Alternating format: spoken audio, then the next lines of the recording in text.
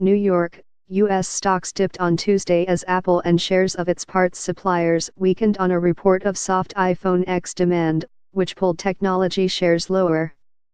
Apple will slash its sales forecast for its flagship phone in the current quarter to 30 million units, down from what it said was an initial plan of 50 million units, Taiwan's Economic Daily reported, citing unidentified sources. The report, along with some recent brokerage calls on tepid iPhone X demand, put Apple shares on pace for their worst single-day percentage fall since August.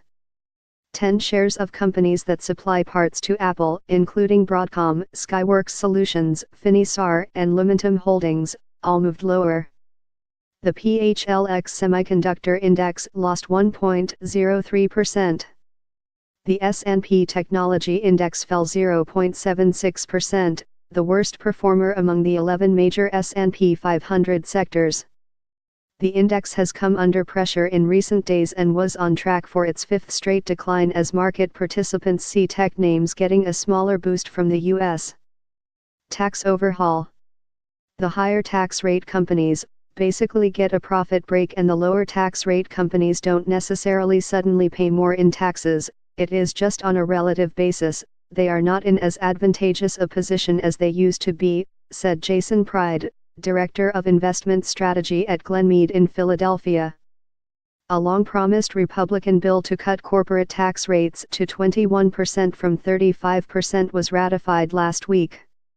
The Dow Jones Industrial Average fell 35.59 points, or 0.14%, to 24,718.47. The S&P 500 lost 4.21 points, or 0.16%, to 2,679.13, and the Nasdaq Composite dropped 24.58 points, or 0.35%, to 6,935.38. Most markets around the world, including parts of Europe and Asia, were shut on Tuesday. Trading volumes are also expected to be light in the holiday week. Losses were curbed by a boost in energy stocks as oil prices jumped more than 2%, helped by an explosion on a crude pipeline in Libya and voluntary OPEC-led supply cuts. Chevron rose 0.8% and EOG Resources gained 1.9% to lead the S&P energy sector 0.68% higher. Shares of department store operators Kohl's, JCPenney, and Macy's got a boost after a report that retail sales in the holiday period rose at their best pace since 2011. The S&P Retail Index advanced 0.49%. Sucompo Pharma surged 6.2% after Mallinckrodt said it would acquire the drugmaker for $1.2 billion. Mallinckrodt shares rose 1.0%. Advancing issues outnumbered declining ones on the NYSE by a 132-to-1 ratio. On Nasdaq, a 101-to-1 ratio favored decliners.